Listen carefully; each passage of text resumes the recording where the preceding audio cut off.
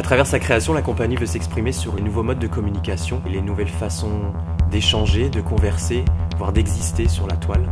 Cette pièce acceptée comme amie souhaite exposer d'une part les limites d'une relation frontale avec un écran et d'autre part celle relative à une communication qui s'établit avec une personne virtuelle créée à l'aide d'un profil personnalisé. Déballer sur la toile pour se sentir exister, donner l'extérieur comme l'intérieur de soi, jusqu'à finalement épuiser l'exploitable pour ne pas tomber dans l'oubli.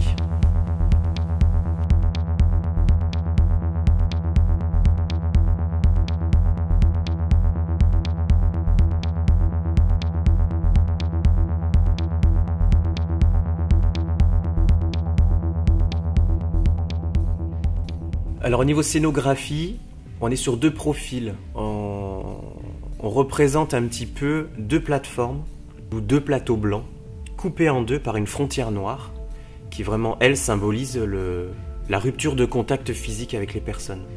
Et la lumière nous guide aussi dans le développement de cette histoire-là entre les personnages. C'est elle qui va justement symboliser un peu la mise en réseau des personnes. Et il y a aussi un moment donné où ces deux plateaux vont se couper en 4 plateaux. Et ce qu'on appelait nous le chenillard, c'est vraiment comme si on faisait un zapping de plein de profils. Une visite virtuelle un petit peu de tous les profils et des photos et de tout ce qui a pu être étalé sur la toile. Il y a rarement, voire pas du tout, 3 personnes sur le même plateau. C'est vraiment une communication entre deux profils, une personne 1, une personne 2, qui communiquent plus ou moins longtemps, mais il y a toujours une personne qui va laisser place à un autre personnage pour que d'autres communications et d'autres rencontres se fassent. Donc une pièce pour 5 danseurs, 2 profils symbolisés sur scène, et les différents moyens d'échange, de communiquer via ces nouvelles plateformes numériques et ces réseaux sociaux.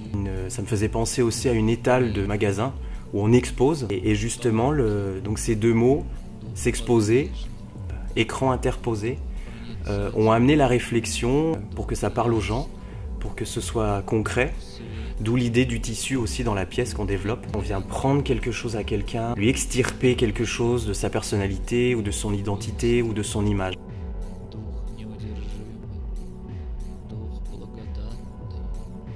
Donc Accepter comme ami est construit, on va dire, en 5 grands chapitres en fait.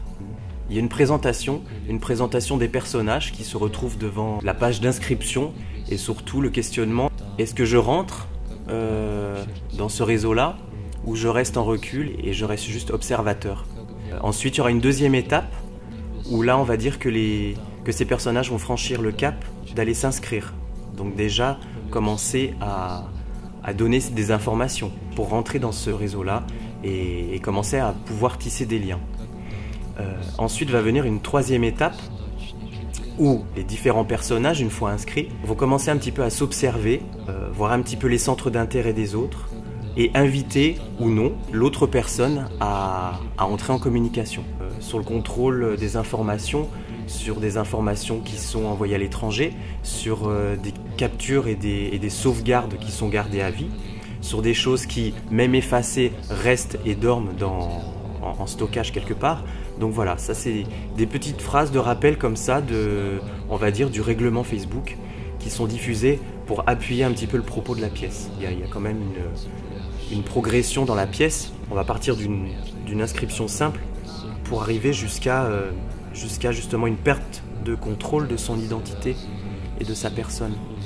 Après l'inscription, après l'invitation, après l'acceptation de l'autre, d'où le titre « Accepter comme ami », qui est un icône qu'on clique pour pouvoir justement entrer en communication. Je donne une image de moi, comme des photos, comme des vidéos, comme des moments de vie, mais derrière, quel va être le résultat ?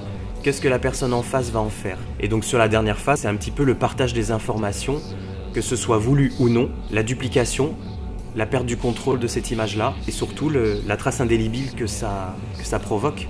Donc c'est un petit peu l'envers du décor, on va dire, pour arriver finalement sur un personnage qui, lui, va essayer de tout donner pour susciter l'intérêt et finalement reste transparent par rapport aux autres. D'où cette ouverture, un peu, cette grande question ouverte, et la pièce se termine comme ça. Qu'est-ce qu'il faut de plus pour intéresser? Pour que j'existe sur la toile. Et c'est ce que j'aime bien dans les propos et dans les pièces qu'on développe, c'est développer un thème, mais laisser la place à la réflexion, au public, laisser un champ ouvert en fait. C'est un petit peu comme ça qu'on termine cette pièce, accepter vraiment.